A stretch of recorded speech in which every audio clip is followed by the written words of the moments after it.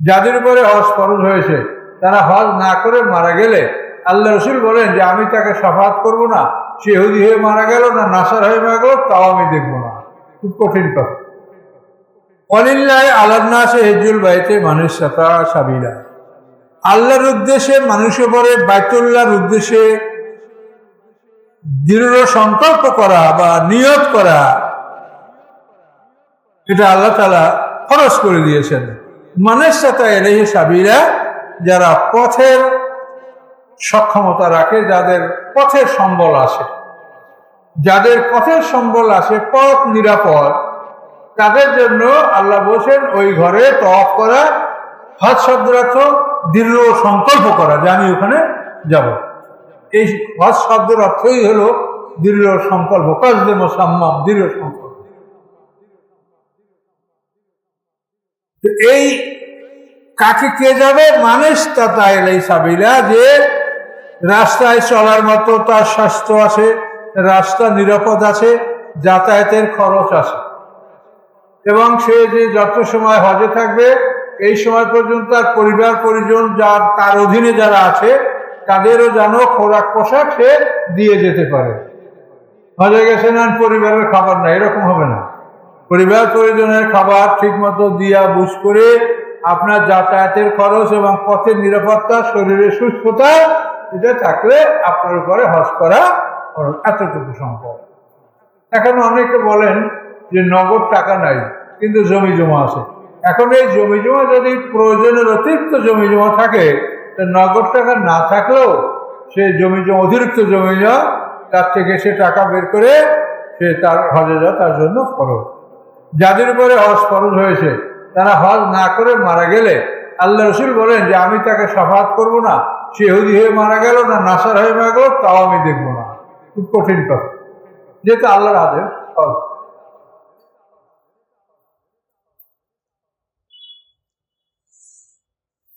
আমান কাফারা ফাইনাল্লাহ গানিউন আনিল আলামিন, এবং যারা অবিশ্বাস করে, আল্লাহর এই কথাগুলি যারা অমান্য করে তারা কাফের।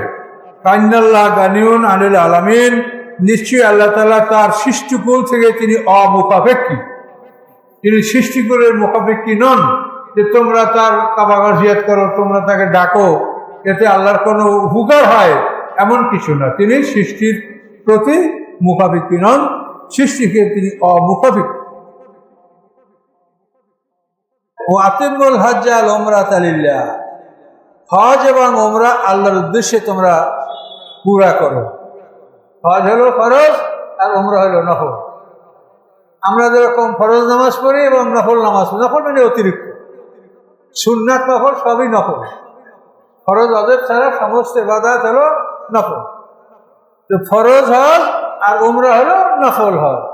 তো আল্লাহ বলেন তোমরা হজ উমরা আল্লাহর উদ্দেশ্যে পালন করো। হাই মুহূর্তে তুম, যদি তোমরা বাধাগ্রস্ত হও, তুমি হজে যাবে মক্কায় কিন্তু শত্রুরা তোমাকে যেতে দিবে না, বাধাগ্রস্ত হয়েছে, এখন কি করবা? হামাস্তাইসারা মিনাল হাদি, তোমার পক্ষে যে কোরবানি সম্ভব তা তুমি ছেড়ে দাও। তুমি যে কোরবানির পশু সাথে নিয়ে আসো আর গলায় দোয়াল পরাইয়া তুমি যেখানে বাধাগ্রস্ত ওখানে ছেড়ে দাও। ওই পশু একাকী হেঁটে হেঁটে ও মিনায় যাবে। এ প্রশিক্ষণ আল্লাহ তাআলা ওকে দিয়েছে। গলায় দোয়াল করা থাকবে এবং কাফেররা ওকে মারবে না। যারা কাফের বসে, এটা পবিত্র, এটা হজের হাজিদের পশু, এটা মিনায় না যাওয়া পর্যন্ত প্রতিমধ্যে তাকে কেউ মারবে না। কাফেররাও মারত না, এখনো না, তখনও না। তো আল্লাহ বলেন তোমরা যদি বাধাগ্রস্ত হও তাহলে যে পশু তোমাদের পক্ষে সম্ভব কোরবানির পশু চিহ্নিত করে তোমরা ছেড়ে দাও, যাতে মানুষ বুঝতে পারে যে এটা কোরবানির পশু। ছাগলের গলায় দোয়াল দিয়ে ছেড়ে দাও, ছাগল, বকরি, ভেড়া আর উট, গরু, এগুলির পুকুরে, মানে এই যে উঁচু জায়গাটাকে কি বলে ভালো বাংলায়? পুকুর। ওটাকে উর্দু ফার্সি বা কোহান, এটার ভালো বাংলা আমি একটা বাংলায় জানি ককুর, মানে যে উঁচু জায়গাটা। চুট বলে কিন্তু আমাদের গ্রামে, চুট এই ভাষাটা কিন্তু অভিধানে আছে কিনা আমি বলতে পারবো না। এই উঁচু জায়গায় হালকা একটু আঘাত করে দিয়া রক্ত বের করে দিতে হবে। তাহলে মানুষ এই দেখলেই বুঝতে পারবে যে এটা চুট থেকে কোহান থেকে রক্ত প্রবাহিত, এটা কোরবানির পশু, এটাকে কেউ পথে মারবে না, ওটা মিনায় কোরবানির জায়গায় যাবে, তারপর ওখানে ওকে জবা করা হবে। ওয়ালা তালিকু রুসাকুম হাত্তা ইয়াবলুগাল হাদিউ মাহিল্লা। এখন কোরবানির পর এহরাম বাঁধতে হবে, মাথা কামাতে হবে। তো আল্লাহ বলে তোমরা অনুমান করো যে এখন আমার রুটটা জবের জায়গায় পৌঁছেছি কিনা, যে এখান থেকে ওখানে যেতে কত সময় লাগবে। তুমি যদি অনুমান করো যে আমার পশু কোরবানির জায়গায় পৌঁছে গেছে, তখন তুমি এহরাম ভঙ্গ করো, মাথা মুন্ডন করো। কি বলতে পারছেন বিধান? ফামান কানা মিনকুম মারিদান আও বি আযামের রাশিহি ফাদিয়াতুম মিন সিয়ামিন আও সাদাকা আও নুসুকে। যদি তোমাদের মধ্যে কারো রোগ ব্যাধি দেখা দেয়, আউবি আজামের রাশি, মাথায় কোনো কষ্ট প্রকাশিত হয়। এখন মাথায় শামুকুন, মানে এটা যারা মানে গরমের দেশে চলাফেরা করে এবং যারা পশমি কাপড় পরে, পশমি কম্বল ব্যবহার করে, এগুলোর মধ্যে কিন্তু সাধারণত এই যে উকুন, এই চামুকুন, এই ধরনের সমস্যা হলে মাথা না কামাইলে আর হয় না। কারণ এরম বেঁধে হাঁটতে হাঁটতে আসতেছে, উঠে চড়িয়া কত সময় লাগবে। কারো যদি এরকম সমস্যা হয়ে যায়, তখন সে মাথা মুন্ডাতে পারবে, কিন্তু মাথা মুন্ডালে তাকে ক্ষতিপূরণ দিতে হবে। ক্ষতিপূরণটা কি? রোজার থেকে দিবে, অথবা সদকা, অথবা কোরবানি। রোজার জন্য বিজ্ঞ আলেম বা মুফতি বলবে যে তুমি যে করছো এটার জন্য 3টা রোজা রাখো, অথবা 3টা রোজার ফেদিয়া, মানে একটা রোজা যে ফেদিয়া হয়, ওই 3টা রোজার ফেদিয়াও দিতে পারো। আর নয় তুমি রোজা রাখো, নয় রোজা ফেদিয়ে দাও, অথবা এর জন্য একটা কোরবানি তুমি করো।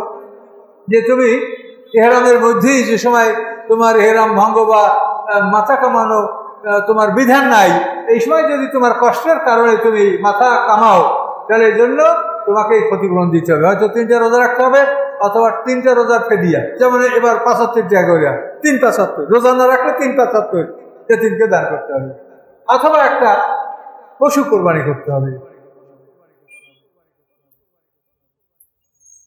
হায়েজা আমিন তুম, অথবা তোমরা যখন নিরাপদে উপনীত হও, অর্থাৎ তোমাদের ভয় ভীতি না থাকে, শত্রু তোমাদেরকে বাধা দেয় নেই, তখন কি করবে? ফামান তামাত্তাবিল উমরাতে, যে উমরা হজের তামাত্তু যারা করবে, তামাত্তাবিল উমরাতের আল হজ, হজ এবং উমরাই দুইটাকে মিলিয়ে যারা তামাত্তু করবে, এই তামাত্তু করার জন্য ফামাস্তাই সেরামেল হাদি, তখন তাদের পক্ষে সম্ভাব্য কোরবানি দামে শুকুর আদায় করতে হবে। তামাত্তু এটা বোঝেন, হজ হলো 3 প্রকার: ইফরাদ, কিরান, তামাত্তু। ইফরাদ হলো এটা ওই মক্কার লোকেরা করবে, এটা বাইরের লোকে করবে না। ইফরাদ হলো হজের জন্য নিয়ত করে হজ শেষ করবেন, আর উমরার জন্য নিয়ত করে উমরা পালন করবেন। এটা ওইখানে যারা বসবাস করে তারা পারে। হজের জন্য নিয়ত করে হজ করলো, উমরার জন্য নিয়ত করে উমরা করলো, কিন্তু আমাদের পক্ষে সম্ভব না। আমাদের এহরাম মানতে হবে ইয়ালাম নামে। এখন ইয়ালাম নামে এহরাম মানতে হবে। যদি আমরা ইফরাদ একটা করি, হজের জন্য যদি আমরা এহরাম বাঁধি ইয়ালাম নামে, ওইখান থেকে হজ করিয়া, হজ শেষ করিয়া উমরার জন্য আবার এহরাম বাঁধতে ইয়ালাম নামে যাইতে হবে। এটা কত বড় কঠিন। এভাবে শামবাসী সিরিয়াবাসীতে জহবা যেতে হবে, ইরাকবাসীদেরকে জাতি রেখে যেতে হবে, তারপরে নজরবাসীকে কারণে যেতে হবে, তারপরে মদিনাবাসীকে জুল হুলাইফায় যেতে হবে। এই যাদের যেখানে নিকাত, ওইখান থেকে এহরাম বাঁধতে হবে। কাজে যারা দূরের লোক, তাদের পক্ষে একটা করা সম্ভব না, যে হজের নিয়াত করে আমি ঢুকছি, হজ শেষ করি আবার উমরার জন্য এইখানে এসে এহরাম বাঁধবো, অসম্ভব। এই জন্য আল্লাহ বলেন হজ এবং উমরা এই দুইটা করার জন্য যদি তুমি একসাথে নিয়াত করো, এই দুইটার মধ্যে আবার একটা ব্যবস্থা আছে। একটা হজ উমরা আপনি একসাথে নিয়াত করলেন, কিন্তু এর মধ্যে একটা আছে কেরান আর একটা তামাত্তু। এখানে তামাত্তুর কথা বলে। তামাত্তু হলো যে হজ উমরা দুটার নিয়াত করে আপনি মক্কায় ঢুকেছেন, ঢোকার পরে আপনি আগেই হজের আগে মক্কায় পুষে গেছেন, পুষে গিয়ে আপনি উমরাটা করেছেন। উমরা করার পরে এখন আপনার হাতে 8-10 দিন সময় আছে। এই সময়টা আপনি এহরাম ভঙ্গ করতে পারেন। এহরাম ভঙ্গ মানে স্বাভাবিক চলাফেরা করতে পারবেন, কিন্তু নিশ্চিত ব্যাপার করা যাবে না। এহরাম ভঙ্গ করে আবার 8 তারিখ আপনাকে এহরাম বাঁধতে হবে, 8 তারিখ রাত্রে আপনাকে মিনায় যাইতে হবে। এখন উমরা করার পরে এই যে 8-10 দিন আপনি যদি ইহরাম ভঙ্গ করেন, এইটার নাম তামাত্তু। আর এই ইহরামটা যারা ভঙ্গ করবে না তাদেরকে বলা হবে কেরান। কেরান মানে মিলিয়ে রাখে। কেরান উনিও একই সঙ্গে হজ উমরা নিয়ত করেছে, তামাত্তুওয়ালাও একই সঙ্গে হজ উমরা নিয়ত করেছে, কিন্তু তামাত্তুওয়ালা উমরা করার পরে সময় পাইছে, ইহরাম ভেঙে স্বাধীনভাবে চলাফেরা করেছে। আর কেরানওয়ালা উমরা করেছে, ইহরাম ভঙ্গ করে নাই। ইহরাম ভঙ্গ যে করে নাই সে হলো কেরান, আর ইহরাম ভঙ্গ যে করেছে সে হচ্ছে তামাত্তু। কিন্তু দুজনেই কিন্তু হজ উমরার একই সঙ্গে নিয়ত করেছে। কি বলতে পারছেন? এই জন্য আল্লাহ বলেন যে হজ আর উমরা এই দুইটার নিয়ত একসাথে তোমরা যারা করলে, এই করার কারণে তোমরা সম্ভাব্য কোরবানি তোমরা দিবা। তার কারণ আলাদা আলাদা নিয়ত তোমরা করো নাই, তোমাদেরকে সুযোগ দেওয়া হয়েছে একসঙ্গে নিয়ত করতে। এই একসঙ্গে নিয়ত করার জন্য তোমাদেরকে একটা কোরবানি দিতে হবে, যেটা আপনারা সবাই দিয়ে থাকেন। সবাই একটা কোরবানি দেন না, হাজিরে একটা কোরবানি। এটা হলো আমরা যেহেতু আমরা সাধারণত যে সময় তামাত্তুই করে, আল্লাহ রসুল করছেন কেরান, আল্লাহ রসুল ইহরাম ভঙ্গ করেন। সাধারণত আমাদের এইসব লোকেরা তামাত্তু করে, যাই এই উমরা করার পরে ইহরামটা ভাঙিয়ে দিল, স্বাধীনভাবে চলাফেরা করলো, এরপর 8 তারিখ মিনায় যাইতে ওই দিন আবার নতুন করে ইহরাম বেঁধে মিনায় যায়, তামাত্তু। আর যারা ইহরামটা ভঙ্গ করবে না তারা কেরান। ইহরাম যে ভাঙবে না যে ভাঙবে উভয়, মানে কেরান তামাত্তু উভয়ের জন্যই একটা কোরবানি দিতে হবে, দুইটা নিয়ত একসঙ্গে করার কারণে।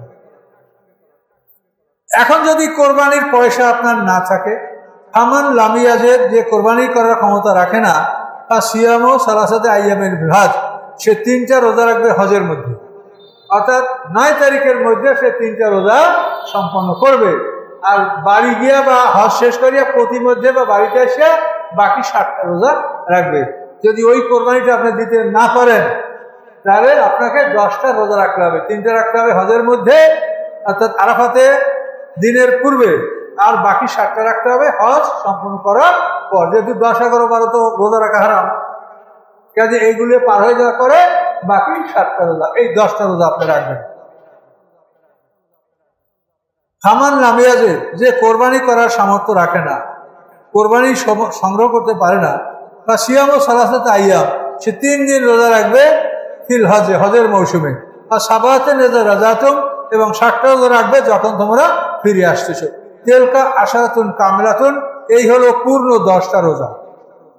কাজী দমে শুকুর এই কোরবানি যদি করতে না পারেন, তো 10টা রোজা রাখতে হবে। জালিকা, এবং এই বিধান লেমান লামিয়াকুন আহালুহু হাজিরুল মসজিদুল হারাম, এই বিধান ওই সমস্ত লোকের জন্য যারা মসজিদে হারামের অধিবাসী নয়। মসজিদে হারামের অধিবাসীরা 2টা নিয়ত একসঙ্গে করতে পারবে না। মানে হরমের বাইরে যারা আছে, হেল, হরমের বাইরে হেল, হেলের বাইরে আফাকি, আফাক মানে আমরা দূরের লোক। হেল কোনটা? হেল হচ্ছে হরমের সীমা তো বললাম, এরপরে যে এহরামের জন্য যে একটা সীমা বলা হয়েছে না, এহরাম থেকে মক্কা পর্যন্ত এই যে জায়গা, এটা হলো হেল। আর এহরামের জায়গার বাইরে হলো মানে হালাল, মানে আফাকি, দূরবর্তীদের জন্য জায়গা। তাহলে হেল, হরম আর আফাক, 3টা ব্যবধান বুঝতে পারছেন? ইয়ালামলম থেকে এদিকে আমাদের জন্য কি এটা হেল। এখন ইয়ালামলম থেকে এদিকে ভিতরে যারা বাস করে, তারা কেরান তামাত্তুর নিয়াত করতে পারবে না। কথা বলতে পারছেন? ওরা হেল। এগুলো তো হজ করতে যাওয়ার আগে জানা লাগে। আত্তাকুল্লাহ, আল্লাহকে ভয় করো, আলামু, জেনে রাখো, আন্নাল্লাহ শাদীদুল ইকাব, আল্লাহ তাআলা কঠিন শাস্তি দাতা। কাজে এই বিষয়গুলি, আইন কানুনগুলি আল্লাহ বলে দিলেন, খুব সুন্দর সহজভাবে আল্লাহ কোরআনে বলে দিয়েছেন। তো এই আইনগুলি যেন আমরা পালন করি এবং আল্লাহকে যেন ভয় করি, আমরা যেন কোনোভাবে কাজে ফাঁকি না দেই। আল্লাহ তাআলা কঠিন শাস্তি দাতা। আল হজ্জ আশুরুম মালুমাত, হজের জন্য রয়েছে নির্ধারিত কয়েকটি মাস, 3টি মাস, জিলকদ, জিলহজ, মুহররম। জিলকদ মাসে আপনি ইহরাম বাঁধতে পারবেন, জিলহজ মাসে হজ করবেন, মুহররম মাসে বাড়ি যাবেন। আমাকে এক শ্রোতা একটা আশ্চর্য প্রশ্ন করছে, সে বলছে যে হুজুর হজের জন্য তো আল্লাহ 3টা মাস বলছে, 3 মাসের মধ্যে যে কোনো সময় আমরা হজটা করে নিতে পারি না? কি বলতে পারছেন কথা? হজের জন্য 3টা মাস আল্লাহ ঘোষণা করছে, এই 3 মাসের মধ্যে যে কোনো সময় হজ করতে পারি কিনা? কথাটা কিন্তু তার মাথার মধ্যে আসছে। কিন্তু এই জন্য এই বিষয়গুলি লক্ষ্য রাখতে হবে যে নবী মুহাম্মদ সাল্লাল্লাহু আলাইহি ওয়াসাল্লাম যিনি এই কোরআনের শিক্ষক ছিলেন, এই হজটা তিনি কীভাবে পালন করছেন এইটা দেখে আমাদের এটা করতে হবে। ডিকশনারি দেখে কোরআনের শব্দার্থ করিয়া মুফাসসির হওয়া যায় না। আজকাল কিন্তু বহু লোক এই অভিযান দেখেই শব্দার্থ করে, আর কোরআন এই আছে, কোরআন এই আছে, এটা ঠিক না। কোরআনের যে শিক্ষক মুহাম্মদ রাসূলুল্লাহ সাল্লাল্লাহু আলাইহি ওয়াসাল্লাম, ওনার কাছ থেকে জেনে নিতে হবে যে উনি কোন কাজটা কীভাবে করেছেন। শিক্ষক ছাড়া আল্লাহ পৃথিবীতে কোনো আসমানি কিতাব পাঠান নেই। হজের জন্য নির্ধারিত মাস রয়েছে। মাস কয়টা? জিলকদ, জিলহজ, এটা হলো আরবি বছরের শেষ 11 এবং 12তম মাস, আর মুহররম হলো নূতন বছরের প্রথম মাস। তো একটা মানুষ জিলকদ মাসে সে ইহরাম বাঁধতে পারবে। পৃথিবীর সারা অঞ্চল থেকে হজের জন্য মানুষ ইহরাম বাঁধে। ইহরাম মানে হজের নিয়ত করা। আমরা যেরকম নামাজে এই তাকবীরে তাহরিমা বলি না, এটা হলো দুনিয়ার কাজকর্ম হারাম করা, যে আমি এত সময় কথা বলতে পারছি, এদিক ওদিক তাকাতে পারছি, এখন এটা হারাম। এর নাম তাকবীরে তাহরিমা। আল্লাহু আকবার বলে আমি দুনিয়ার সব কাজকর্ম হারাম ঘোষণা করা, এই হলো তাকবীরে তাহরিমা। আর হজের ইহরাম অর্থাৎ হজের জন্য নিয়ত করা। নিয়ত করলে আপনি স্বাভাবিক জীবনযাপন করতে পারবেন না, একটা নির্ধারিত আইন কানুনের মাধ্যমে আপনাকে চলাফেরা করতে হবে। ফামান ফারাদা ফিহিন্নাল হাজ্জা, এই মাসগুলির মধ্যে যে নিজের উপরে হজ খরচ করে, ফালা রাফাথা অলা ফুসুকা অলা জেদালা ফিল হজ, সে স্ত্রীর সাথে গোপন আলাপ করবে না, বিপর্যয় সৃষ্টি করবে না, কোনো জেদাল ঝগড়াঝাঁটি করবে না। স্বাভাবিকভাবে যে আমরা তর্ক বিতর্ক মানুষের সাথে হুর হাঙ্গামা করি, আল্লাহ বলেন হজের নিয়ত করলে সে স্ত্রীর সাথে গোপনাপ করবে না, কোনো সীমা লঙ্ঘন, কোনো কার্যকলাপ, ঝগড়া তর্ক এগুলো করবে না ফিল হজে, হজের মধ্যে। অমা তাফআলু মিন খায়রিন ইয়ালামুল্লাহ, তোমরা কল্যাণকর যে কাজগুলি করো আল্লাহ তা জানেন। ফাতাজাওয়াদু, তোমরা সফরের সামান নিয়ে বের হবে। সফর করতে যে যা কিছু লাগে, খাদ্য পানীয় অন্য যা কিছু, এটা হলো, এটাকে বলে আরবিতে জাত। সফরের সামগ্রী তোমরা সাথে করে নিবে। তার কারণ দেখা গেছে যে অনেক মানুষ যে আমি হজ করতে যাব, আল্লাহর কথা, আমাকে আল্লাহ খাওয়াবে, শেষ পর্যন্ত এর সামনে ওর সামনে হাত পাততে হচ্ছে। তো আল্লাহ বলছেন এইভাবে কেউ হজে তোমরা রওনা করবে না। হজে রওনা করতে হলে তোমার যে সফরের যে আসবাবপত্র, সফরের যে প্রয়োজনীয় বস্তু, এগুলি তুমি সাথে করে নেবে। খাইন্না খায়রা জাদিক তাকওয়া, এবং উত্তম উত্তম পাথেয় হচ্ছে তাকওয়া ভিত্তিক পাথেয়।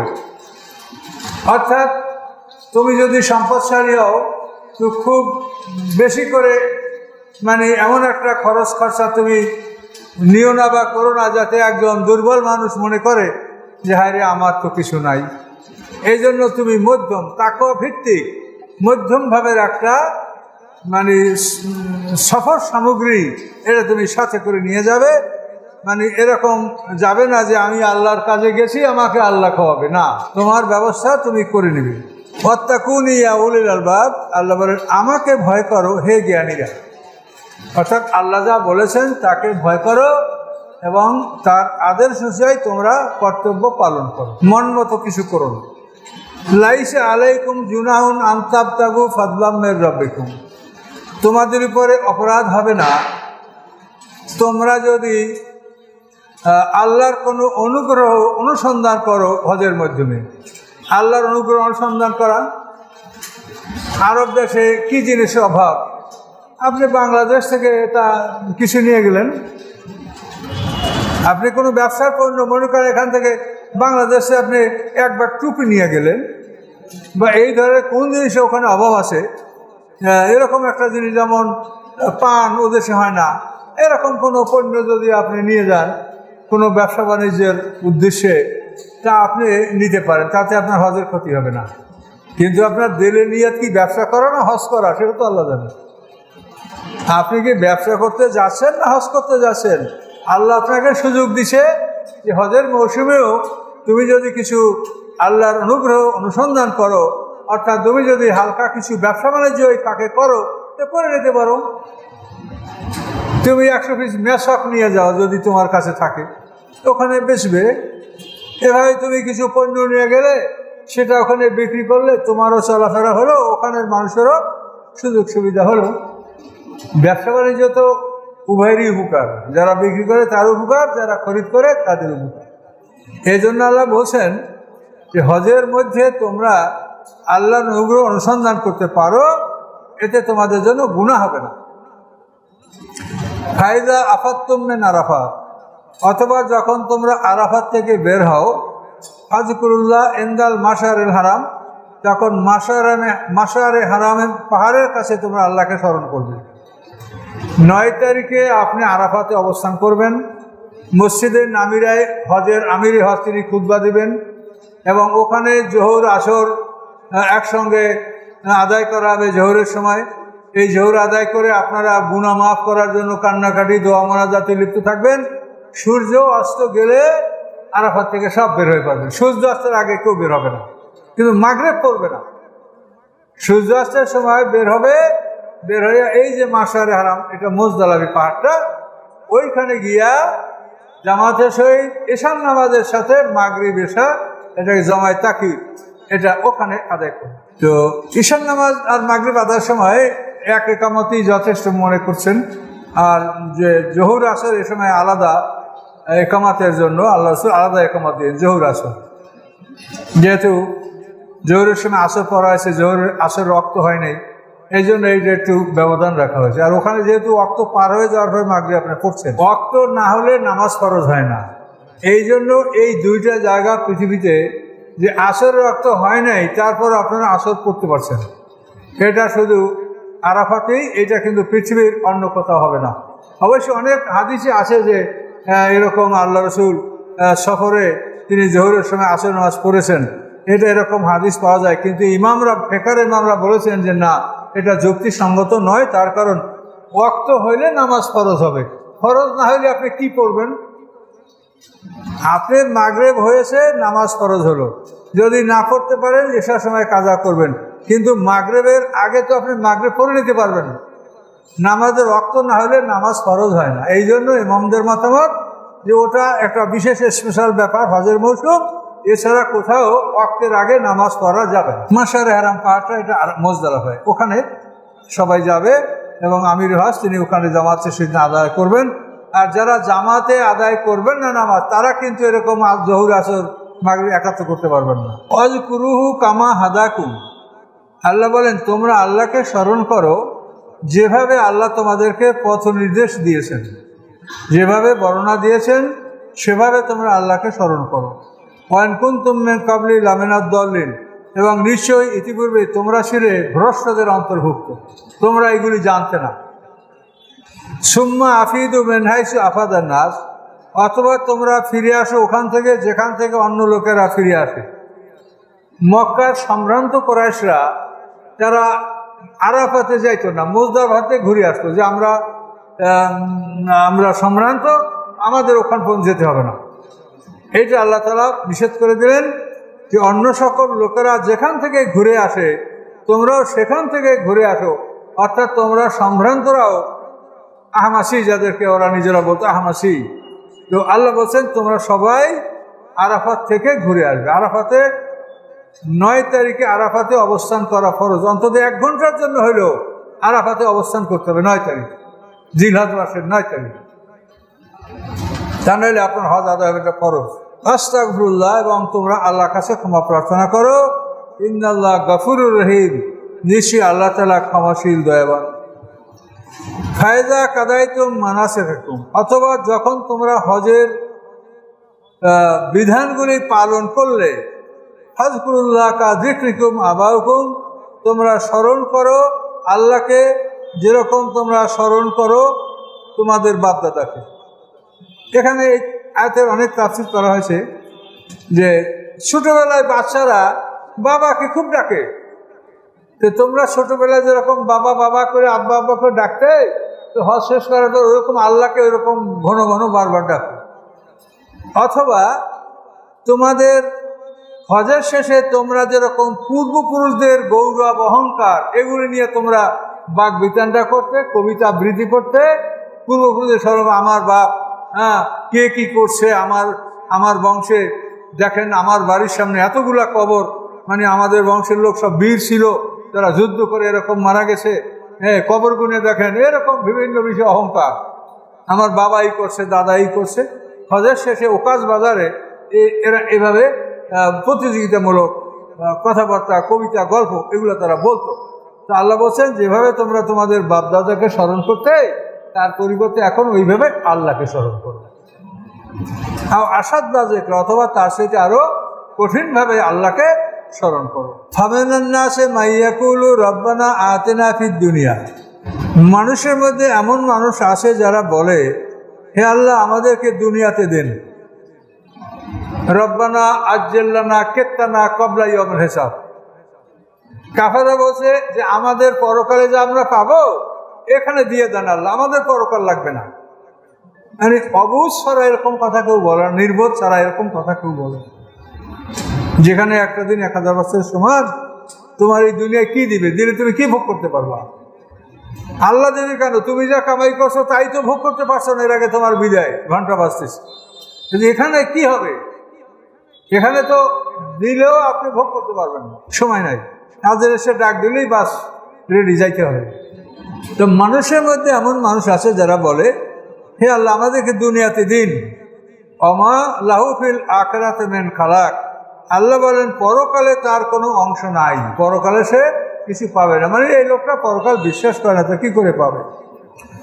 অমিনহুম মাইয়াকুলু, এবং মানুষের মধ্যে এমন লোক আছে যারা বলে রব্বানা আতিনা ফিদ দুনিয়া হাসানা, হে আল্লাহ দুনিয়াতে আমাদেরকে কল্যাণ দান করুন, অফিল আখিরাতে হাসানা, পরকালেও আমাদেরকে কল্যাণ দান করুন। এভাবে যারা বলে অকেনা আযাবান নার, এবং বলে তারা যে আমাদেরকে জাহান্নামের আগুন থেকে রক্ষা করুন। এইভাবে যারা দোয়া করে আল্লাহ বলেন উলাইকা লাহুম নাসিবুম মিম্মা কাসাবু, এই সমস্ত মানুষের জন্য রয়েছে তাদের উপার্জনের অংশ, তারা যে উপার্জন করছে এই উপার্জনের অংশ তারা ভোগ করবে। আল্লাহু সারিউল হিসাব, আল্লাহ তাআলা দ্রুত হিসাব গ্রহণকারী। আল্লাহ খুব দ্রুত হিসাব নিতে সক্ষম এবং নেবেন, কিন্তু আমাদেরকে হিসাব বুঝিয়ে দেওয়ার জন্য সময় লাগবে। আমরা তো অত তাড়াতাড়ি বুঝবো না, আমরা উল্টো তর্ক করবো আল্লাহর সাথে, আমি এটা করি নাই, তখন প্রমাণ করা হবে যা তুমি করেছো। ওয়াজকুরুল্লাহ ফি আইয়ামিন মা'দুদাত, আল্লাহকে স্মরণ করো নির্ধারিত দিনে।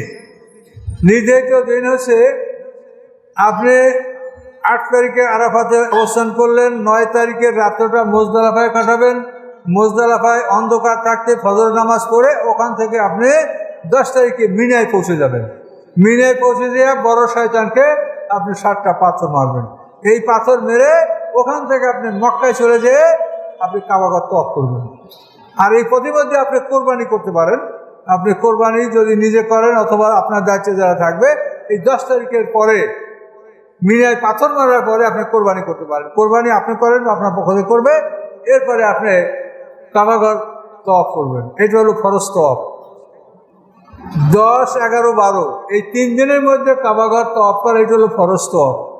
এই 3 দিনের বাইরে যত তওয়াফ এগুলো হলো উমরা, মানে নফল হজ। 10, 11, 12 এই সময়ের মধ্যে আপনাকে ফরজ তওয়াফ করতে হবে। এখন আপনাকে ওই 10 তারিখ মক্কায় গিয়া ফরজ তওয়াফ করিয়া আবার আপনি মিনায় ঘুরে আসবেন, এখানে রাত কাটাবেন। এখানে থাইকা 10, 11, 12 10, 11, 12 এই 3 দিন আপনি থাকবেন মিনায়, এবং 3 দিন আপনি ওই 3টা শয়তানের যে প্রতীক, ওই 3টা আপনি প্রতিদিন 21টা করে পাথর মারবেন। তো এখানে আল্লাহ বলছে কি দেখেন, ওয়াজকুরুল্লাহ ফি আইয়ামিন মা'দুদাত, আল্লাহকে স্মরণ করো, মানে গণনা করা দিনে, নির্ধারিত দিনে, যে দিনগুলি যেভাবে নির্ধারিত আছে সেভাবে করতে হবে। ফামান তাআজ্জালা ফি ইয়াওমাইনি ফালা ইসমা আলাই, যে দুদিনে ব্যস্ততার সহিত সম্পন্ন করে তার উপরে গুনাহ নাই। ফামান তাআখারা, এবং যে বিলম্ব করে তার উপরে কোনো গুনাহ নাই। লিমানের টাকা, যে আল্লাহকে ভয় করে। অর্থাৎ আপনি 11-12 এই 2 দিনে যদি পাথর মারা শেষ করে আপনি চলে যান, 13 তারিখ না থাকে তা আপনি যাইতে পারেন। আর যদি 12 তারিখের রাত যাপন করেন, ফজর পর্যন্ত মিনায় থাকেন, তাহলে 13 তারিখও আপনাকে পাথর মারতে হবে। তাহলে আপনাকে হলো 3 দিন, 11, 12, 13। আর যদি না হয় তা আপনি 11-12 এই 2 দিনেই পাথর মারা সমাপ্ত করে আপনি যেতে পারেন। এই কথাটা আল্লাহ বলছেন যে ফামান তাআজ্জালা ফি ইয়াওমাইনি, 2 দিনে যদি কেউ দ্রুততার সহিত ব্যস্ততার সাথে পূরণ করে তা করতে পারে। ফামান তাআখারা, আর যদি বিলম্ব করে, আল্লাহ রসুল 3 দিনই অবস্থান করছেন। আল্লাহ রসুল 13 তারিখও হজে মিনায় অবস্থান করছেন এবং 13 তারিখ পাথর মারা পরে তিনি মক্কা দিকে রওনা করছেন। ওয়াদি মুহাসসাবে তিনি রাত যাপন করছেন এবং ওখান থেকে সকালে মক্কায় গেছেন। মুহাসসাব, ওয়াত্তাকুল্লাহ, আল্লাহকে ভয় করো, আ'লামু, জেনে রাখো, আন্নাকুম ইলাইহি তুহশারুন, নিশ্চয়ই তোমরা সবাই আল্লাহর কাছে একত্রিত হবে।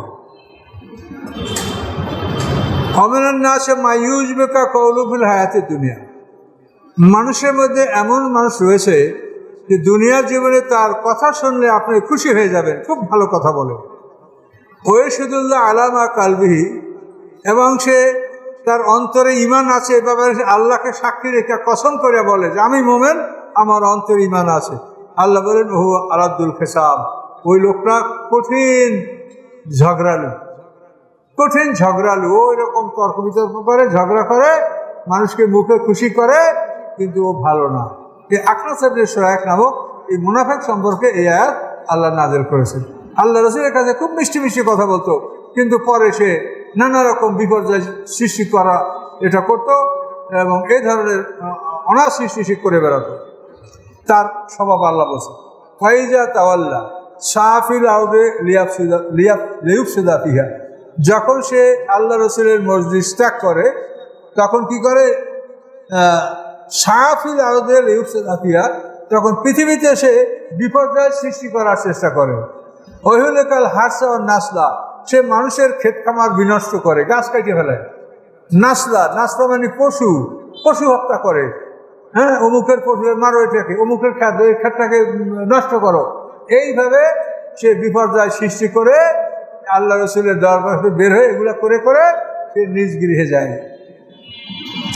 আল্লাহু লা ইউহিব্বুল ফাসাদ, আল্লাহ তাআলা কখনো ফাসাদ ভালোবাসেন না। ফাসাদ মানে বিপর্যয় সৃষ্টি, অন্যায় কাজ, খারাপ কাজ। ওয়াইজা কিলা তাকিল্লাহ, যখন তাকে বলা হয় আল্লাহকে ভয় করো, আকাজাতুল ইজ্জাতু বিল ইসমি, তখন তার সম্মান তাকে পাপের সাথে জড়িয়ে রাখে। মানে সে মনে করে যে আমি মোমেন হলে আমার সম্মান যাবে, আমি সমাজের নেতা, মোমেন হয়েছে ওই দুর্বল মানুষেরা, কাজে ওদের সাথে আমি মোমেন হব, এটা হতে পারে না। কাজে তার ইজ্জত সম্মান তাকে পাপের সাথে জড়িয়ে রাখে। এই ইজ্জতের কারণে সে নিজেকে ইজ্জতওয়ালা মনে করে, ঈমান আনলে তার ইজ্জত নষ্ট হবে, এই ইজ্জতের কারণে সে নিজেকে পাপের সাথে জড়িয়ে রাখে। এটাকে তো আমাদের সমাজে অনেক মানুষের মধ্যে এরকম অবস্থা আছে যে সারেন্ডার করা বা বিনয়ী হওয়া, এটা তার অপমান মনে করে যে এটা করলে এটা অপমান। কাজেই মান অপমান বুঝতে পারবেন মরার পরে। সম্মানের কারণে কেউ যেন পাপের সাথে জড়িয়ে না থাকে। দেখেন, সাহাবায়ে কেরামরা জিনা করে বসেছে, এখন ওই সাহাবীর স্ত্রী আছে, ছেলে মেয়ে আছে, আত্মীয় স্বজন আছে, আইসি আল্লাহ রসুলের ইয়া রাসূলুল্লাহ আমার বিচার করেন। তো এই লোকটার কি ইজ্জত আছে? কিছু বলেন, সব ইজ্জত শেষ। তার ছেলে মেয়ে স্ত্রী আত্মীয় সবাই জানলো যে এটা অন্যায় করছে, কিন্তু এই ইজ্জতের ভয় না করে সে আল্লাহ রসুল কাছে বলে ইয়া রাসূলুল্লাহ আমি জিনা করছি, আমার বিচার করেন। আর সমাজে অনেক মানুষ এরকম আছে যারা অন্যায় করেছে, মিথ্যা বলেছে, অপরাধ করেছে, স্বীকার করলে মান যাবে, এই জন্য ওটা স্বীকার করবে না। তো এই জন্য সম্মান তাদেরকে পাপের সাথে জড়িয়ে রাখে। কথাটা বুঝতে পারছেন? সাহাবীদের জীবন দেখেন, তাহলে দেখবেন যে তারা এত বড় জঘন্য যে সবাই তাকে নিন্দা দিবে, কিন্তু এটা উপেক্ষা করে সে আল্লাহর রাসূলের কাছে হাজিরে বলছে আমার বিচার করেন। এবং এই লোকগুলি মানে কিয়ামত পর্যন্ত মানুষ এদেরকে ভালোর সহিত তাদেরকে স্মরণ করবে যে এরা আল্লাহর নেককার বান্দা, আল্লাহকেই ভয় করছে, দুনিয়ার মানিজ্যতকে তারা ভয় করে না। এইটাই এখানে আকাজাতুল ইজ্জত বেরেছে, যে আমি এটা ভুল করছি, এখন স্বীকার করলে আমার ইজ্জত যায়। আমি বড় মামলা সাহেব, আমি ভুল করছি, এখন আমাকে একজনে বললো, এখন ওটা তুমি কি জানো, এই আমি যে বলছি। এরকম কিন্তু আমাদের আলেমদের মধ্যে বিষয়টা আছে। আমরা সত্যকে বুঝতে পারলেও এটা স্বীকার করলে আমার মুসল্লি মনে করবে যে আমার হুজুরে কিছু জানে না, তাই না? এই জন্য কিন্তু অনেকে এই ইজ্জতের কারণে পাপের সাথে জড়িত থাকে। এইটা আল্লাহ বলছে, খবরদার, ইজ্জত আল্লাহর কাছে, তুমি ইজ্জতের ভয়ে তুমি মিথ্যা বলো না, ইজ্জতের ভয়ে অহংকার করো না। আল্লাহ বলেন ফাসবু জাহান্নাম, জাহান্নাম তার জন্য যথেষ্ট, বা বেশ আল মেহাদ, এবং অতি নিকৃষ্ট তাদের এই আবাসস্থল, বাসস্থান।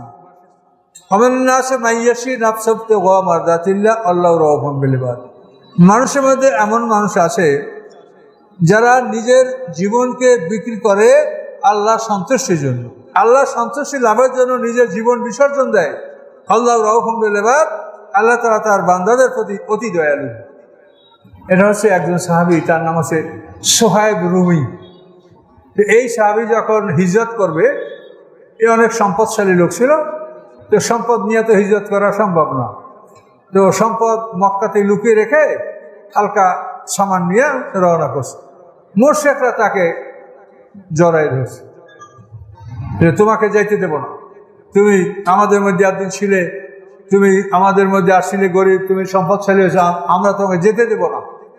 তখন ওই সোহাইব রুমি বলে যে শোনো, তোমরা আমাকে চেনো, যে আমার কাছে দেখো তীর ধনুক আছে, এই তীর ধনুক যত সময় থাকবে কেউ তোমরা আমার কাছে আসতে পারবে না। তীর ধনুকে ফুরে যেতে আমার কাছে বল্লম আছে, এই বল্লম যতক্ষণ হাতে থাকবে তোমরা কেউ আমার কাছে আসতে পারবে না। বল্লম ফুরে গেলে আমার হাতে তলোয়ার আছে, তলোয়ার যতক্ষণ থাকে আমার কাছে তোমরা কেউ আসতে পারবে না। বলো তোমরা কি করবে? বরং তোমাদেরকে আমি বিকল্প বলছি, আমি মক্কাতে আমার ধন সম্পদ লুকিয়ে রেখেছি, তোমরা আমার ধন সম্পদ নিয়ে যাও, আমাকে মদিনে যাওয়ার জন্য রাস্তা ছেড়ে দাও। তখন ওরা মরছে, ও কত ধন সম্পদ, ওরা খুব খুশি, হ্যাঁ ভাই তোমার কোথায় সম্পদ? তো সম্পদে বলে দিল যে অমুক জায়গায় আমার সম্পদ লুকিয়ে আছে, সেগুলো নেও, মদিনার উদ্দেশ্যে আমার পথ ছেড়ে দাও। এইভাবে সোহাইব রুমি হিজরত করে আল্লাহ রসুলের কাছে আসে, বলে ইয়া রাসূলুল্লাহ এভাবে আসে। তখন আল্লাহ তার সামনে এই আয়াত নাযিল করলেন যে মানুষের মধ্যে এমন মানুষ আছে যারা আল্লাহ সন্তুষ্টির উদ্দেশ্যে তার জীবনকে তারা বিক্রি করে দেয়, জীবনকে বিসর্জন দেয়। আল্লাহ তাআলা তার বান্দাদের অত্যন্ত দয়ালু। ইয়া আইয়ুহাল্লাযীনা আমানু উদখুলু ফিস-সিলমি কাফা, ঈমানদারগণ তোমরা পুরোপুরি ইসলামে প্রবেশ করো, পুরোপুরি ইসলামে প্রবেশ করো। কতক মানবে কতক মানবে না, এটা যেন না হয়।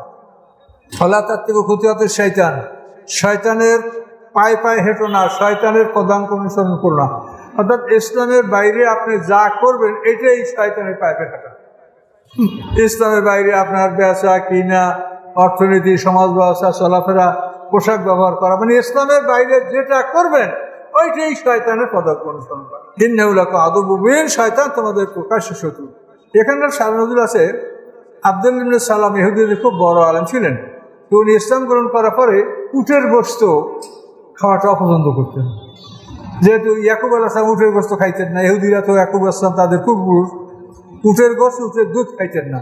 তখন আল্লাহ বললেন যে ইসলামে পুরোপুরি ঢোকো, ইসলামে ঢুকছো, এখন আর উটের গোশত খাবে না, দুধ খাবে না, এটা হয় না, পুরোপুরি ঢোকো। এটার কারণও বলা আছে, পরে আল্লাহ বলবেন ফাইন জালালতুম মিন বাদে মা জাআতুমুল বায়িনা, তোমাদের কাছে উজ্জ্বল প্রমাণ আসার পরেও যদি তোমাদের পদস্খলন ঘটে, উজ্জ্বল প্রমাণ আসছে কি হালাল কি হারাম এটা বলে দেওয়া হয়েছে, এরপরও যদি তোমরা এভাবে হালাল জিনিসকে হারাম মনে করো, এটা তোমাদের পদস্খলন। মিন বাদে মা জাআতুমুল বায়িনাত, তোমাদের কাছে উজ্জ্বল প্রমাণ আসার পরে যদি তোমাদের পদস্খলন ঘটে, ফালামু জেনে রাখো আন্নাল্লাহ আজিজুন হাকিম, নিশ্চয়ই আল্লাহ তাআলা পরাক্রমশালী এবং কৌশলী। হালিয়ান জুরুনা ইল্লা ইয়াতুমুল্লাহ ফি জুলালিন মিনাল মালাইকা, তারা আর কিছুর অপেক্ষা করে না, বরং এটাই অপেক্ষা করে যে তাদের কাছে আল্লাহ এসে যাবেন মেঘের ছায়ার মধ্যে। মেঘের ছায়ার মধ্যে আল্লাহ আসবেন হাসরের ময়দানে, বিচারের মাঠে যখন আসবেন তখন মেঘের ছায়া আল্লাহ হাসরের ময়দানে আসবেন। কল মালাইকা, তো ফেরেশতাও আসবে, কুজিয়ালাম এবং তাদের মধ্যে সব কিছুর ফয়সলা করে দেওয়া হবে। উমর, আল্লাহর কাছেই সমস্ত কাজ প্রত্যাবর্তিত হবে, সমস্ত কর্ম আল্লাহর দিকেই ফিরে যাবে। দুইটা জিনিস, একটা হলো আব্দুল্লাহ ইবনে সালাম উটের গোশত খাইত না। তো এখানে আব্দুল্লাহ ইবনে সালামের ঘটনা হলো যে ইয়াকুব আলাইহিস সালাম উটের গোশত খেতেন না, এই জন্য উনি খান না। কিন্তু সেটা অন্য জায়গায় কোরআনে বর্ণনা আছে যে ইয়াকুব আলাইহিস সালামের একটা বিশেষ রোগের কারণে তিনি আল্লাহর কাছে মান্যত করছেন যে আল্লাহ যদি এই রোগ আমার ভালো হয়, আমার প্রিয় খাদ্য আমি ত্যাগ করব। সেই রোগটা তার ভালো হয়ে গেছিল, এই জন্য সেই মান্যতের জন্য ওই উটের গোশত উনি খাইতেন। এটা তার একটা ব্যক্তিগত ব্যাপার। ওনার রোগটা ছিল, উনি দুই মামাতো বোন বিয়ে করে উনি সিরিয়ায়, যেখানে উনি বসবাস করছেন মামা বাড়িতে, লাবান ওনার মামার নাম, ওনার মামাতো দুই বোনের নাম লাই এবং রাহিল। তো এদের এখানে বসবাস উনি করেছেন এবং দীর্ঘকাল সেখানে থেকেছেন। 12 জন পুত্র সন্তান হয়েছে। এগুলি নিয়ে তিনি দেশে আসার সময় হঠাৎ করে দেখে যে ওনার এই পরিবার পরিজন কাফেলা এর মধ্যে একটা চোর ঢুকছে। চোর কোথা থেকে আসে? তখন উনি শক্তিশালী ধরছে চোর, তো চোর না, এটা ছিল একটা ফেরেশতা আল্লাহ। এখন দুইজন খুবই জোরাজোরি করছে, কেউর সাথে কেউ পারে না, দুইজনই শক্তিশালী, চোর আর ইয়াকুব আলাইহিস সালাম। শেষ পর্যন্ত ওই যাকে চোর মনে করছে সে ইয়াকুব আলাইহিস সালামের রানে এমন একটা জায়গায় চাপ দিল, চাপ দেওয়ার সাথে সাথে তার এক শিরা রোগ হলো, মানে একটা বিষি ফুলে উঠলো এবং প্রচণ্ড বেদনা শুরু হয়ে গেল। এই বেদনা নিয়ে কোকাতে কোকাতে তিনি দেশে আসলেন এবং তার মান্যত যে সন্তান জবে করা, এই সন্তান জবে করা থেকে আল্লাহ তাকে মুক্তি দিলেন। সে মান্যত করছে আমি নিরাপদে আসতে পারলে, এখন আল্লাহ তাকে নিরাপদে আসতে দিলেন। এই ফেরেশতা মানে উনি মনে করছে চোর, ওই রকমটা চিমটি কেটে এখন দেখেন যে উইরা উপরে উঠে গেছে। তখন উনি বিশ্বাস করতে পারছে যে আসলে চোর না, এটা আল্লাহর পক্ষ থেকে এই ঘটনা ঘটছে।